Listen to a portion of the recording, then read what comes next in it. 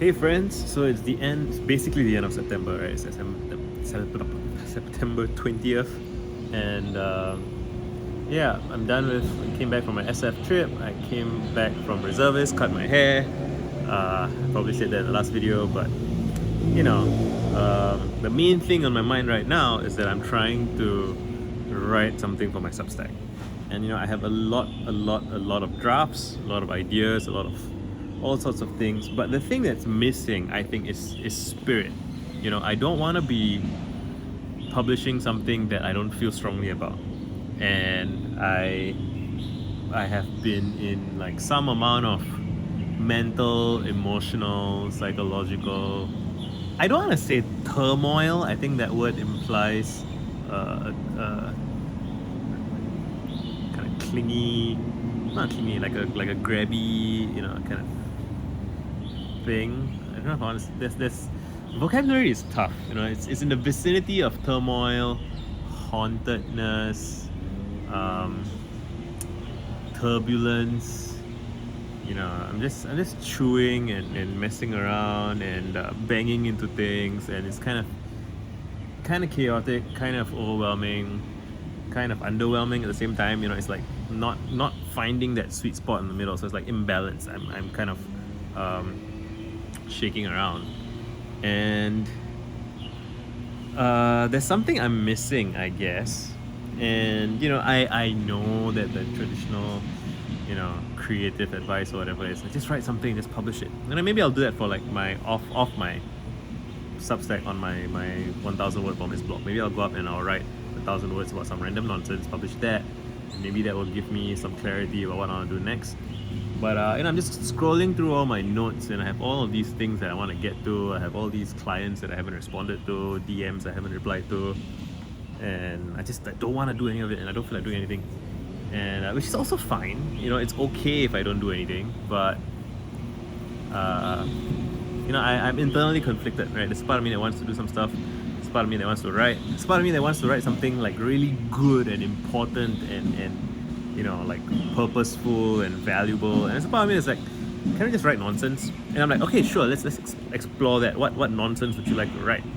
And like, then my mind goes kind of blank, like, oh, I'm not gonna tell you. Right? I have no doubt that I'm gonna figure this out. I have no doubt that. Well, I don't know if I can be sure that my next Substack post will be good, but I'm sure that I will resolve it in a way that I'm okay with, right? And but I'm not there yet, and I'm okay with that. I think I'm feeling a little bit like I'm explaining myself, right? Why? And I encountered someone who was in my replies on Twitter, and they were like, they suggested that they understood what I was going through with not having published another post on my Substack, as if their experience of being blocked is similar to mine. And I don't think that's true. Or maybe it's true, but I wouldn't presume that to be true of someone else. Like, I don't look at someone else struggling with something and be like, oh, I know exactly what you're going through. Like, that's one of my pet peeves, triggers, frustrations. Like, anybody who claims over familiarity, right, and over confident sense of what someone else is going through, because you don't know, you don't have enough information, you don't have enough. Anyway, I don't need to explain myself. I know I'm going to resolve it. And but so why am I making this video? Partially as a record, right? Just as how I was making videos in the build up to my book before I published, and you can see the relief on my face when I publish my book. There's that video, right?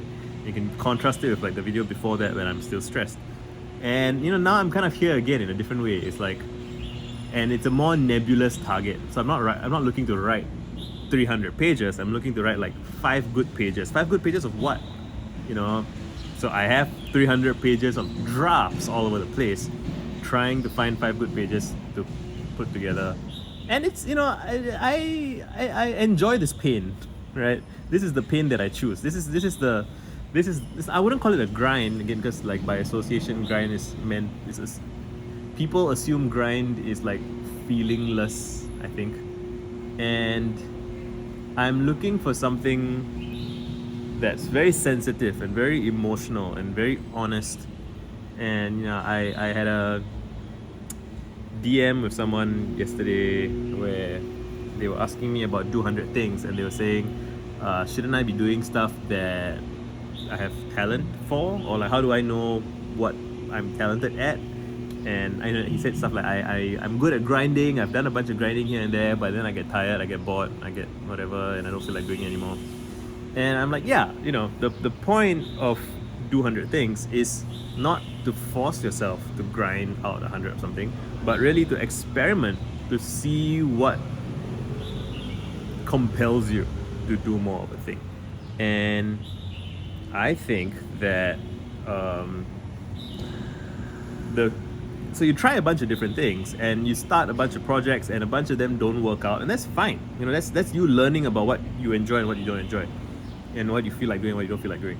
And it occurred to me that like talent is advanced feeling trusting, like trusting your feelings, right? And yeah, I could make a whole separate video about that. Should I try to squeeze it in a couple of minutes? Sure. Talent is trusting. Talent is trusting your feelings, right? People who have natural talent, they just have a lot of sensitivity and feeling for the thing that they're doing, whether it's dance, music, investing even, right? There's this great anecdote about how George Soros' son said that, he changes his positions when his back hurts, right? So there's all this reasoning and rationalizing and whatever, but like there is an intuition beneath all of that about when those things apply and when they don't apply. And it's your feelings that let you know. And it's sort of like thinking and saying, right? The bandwidth of utterances, what you can say, is narrower than the bandwidth of knowledge, because you know a lot more than you can say. And the bandwidth of feeling is bigger than the bandwidth of knowledge. So you feel more than you know, right? And that's why you get ideas like the body keeps the score, right? Because there are things that you can feel that you don't know that you feel. It's a kind of knowledge, right? It's when I say knowledge, I mean like known knowledge, or like articulated, verbalizable knowledge, right? But there's this subconscious, subterranean knowledge that you don't know and that is deeper and more profound in some ways. And talent is when you can tap into that deep recesses of feeling, even if you're talking about intellectual pursuits, right? So like a talented mathematician has feelings for when an equation is going to go a certain way, or when some variable is wrong or something. They have a feeling for the sense of the whole field and how the field is not quite right. Something's off, and you feel it because you don't see one specific thing relating to another thing. It's more of like you have a sense of all of the things that relate to everything, and then there's some disturbance in the force, right? There's something that's off somewhere, and then you feel it before you know it, before you see it, right? Because it's subconscious. You're processing more information subconsciously than you are consciously. And to get good at that, you have to feel what you're doing. And if you're trying to do things without feeling them, right? If you're trying to grind your way into writing a lot of stuff without feeling what you're writing, right? And then you can't, your learning will be limited in the superficial level, right? To really have deep learning, you have to bring your feelings into the discussion. You have to know how you feel about things, because there's just emotions are just so powerful, and they're so and even like really technical, dry, cold, clinical things, you can have feelings about that as well. I don't necessarily mean, I'm swept up in emotion and passion for B2B SaaS apps or whatever. Like that's like tell the truth. But the point is to feel, is to just be sensitive to implications, be sensitive to connotations, be sensitive to, like, again, I saw somebody say something about chess. Like when a move is made, they feel all of the like secondary and third order like possible moves. It's like a field. You feel the field. And those are, I guess you could muddy up, I don't know the terminology about like what exactly is a thought and what exactly is a feeling, but You know, even when you're thinking, like you know, there's this, you furrow your brows. Why? What is this? What's this for? How does that help think? You know, why do you what's all this? What's that for? Why do we rub ourselves when we think, right? Why do we whatever? Like, there is something we think with our whole bodies, right? It's not just with our head. Or you know, you could say that the body and the head are the same thing, whatever. Like, it's just you know, it doesn't matter specifically what exactly is happening. What matters is that we get better at doing stuff, right? Figuring stuff out and so on. Anyway, it's been over 10 minutes. Hope you guys are well. I'm gonna go and think about all of this and feel about all of this and see if I can do an essay today. It would be so nice to get one just done out of my system. So maybe I'll write about feelings. Maybe. I don't know. We'll see. Done.